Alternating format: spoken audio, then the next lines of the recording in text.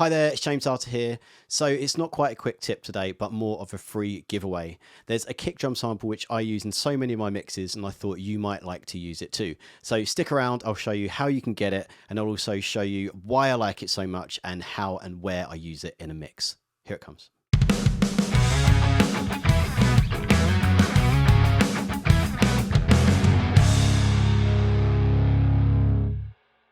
If you don't want to watch the whole video and you just want to know how to get the free stuff, that's totally cool. I understand we don't have a lot of time here. Go down into the description below, sign up to the mailing list, and I will send you that kick drum sample. Along with that, you'll also get a whole bunch of one-shot samples that I use in loads of my mixes, as well as a free EQ cheat sheet. So sign up below and you'll get it all for free. Okay, so if you want to know a little bit more about the kick drum itself, the drum kit is actually owned by a good friend of mine, Adam Falkner. He is an incredible musician and also a bloody nice bloke. If you're actually looking to get any drums done, I highly recommend him, and I'll leave his details in the description below. The drum kit is a late 60s Ludwig kit, and what I found particularly special about it was the kick drum, which is why I had to sample it. To me, it just has the perfect mixture of thud, low end, and click. It's just all round just such a perfect tone, and I found it to be such a malleable and versatile kick that I've used it in so many mixes. In terms of recording, I used 3 different mics on the kick.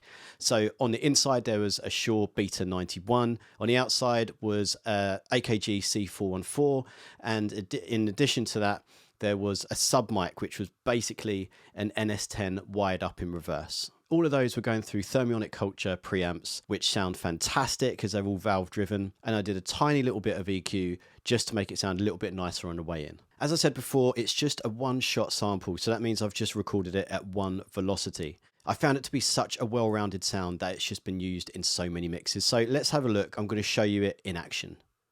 So if we firstly start by just hearing a kick drum by itself, here it comes.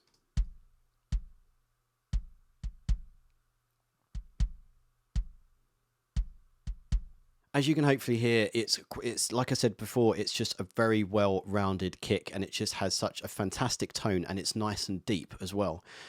Let's now listen to the rest of the drums, but with just the original kick that was recorded with it.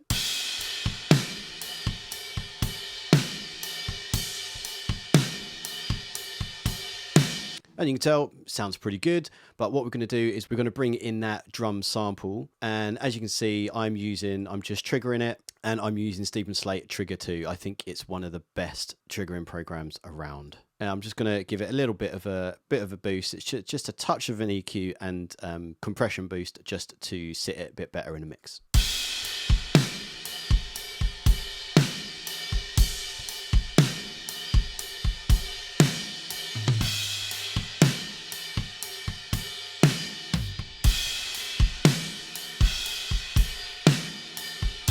So as you can see, it really does make a difference. Now, I wouldn't necessarily have this kick sample as loud in every mix. It can be really, really useful if you have a kick drum which hasn't been very well recorded and you really need to replace that. This will do a wonderful job. Most of the time I'm using it to augment the kick that's already there.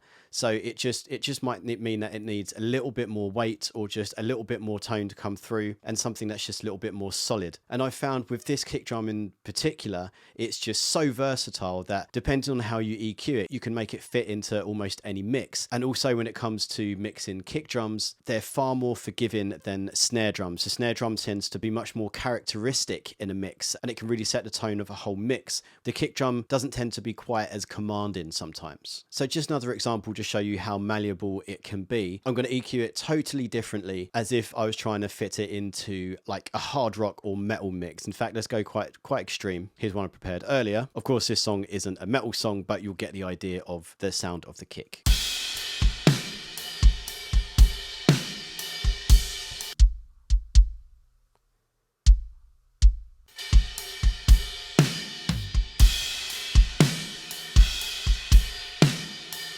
We'll go back to just the original one.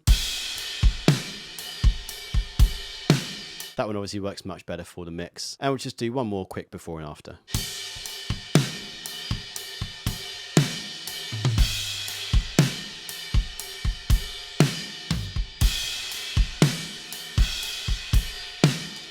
And there we have it. That is my most used kick drum sample. And as I said, it's yours for free. All you need to do is go into the description, sign up to the mailing list, and I will send that over to you, along with a whole bunch of other one-shot drum samples and an EQ cheat sheet. So why not download it and go and try it out in your mixes?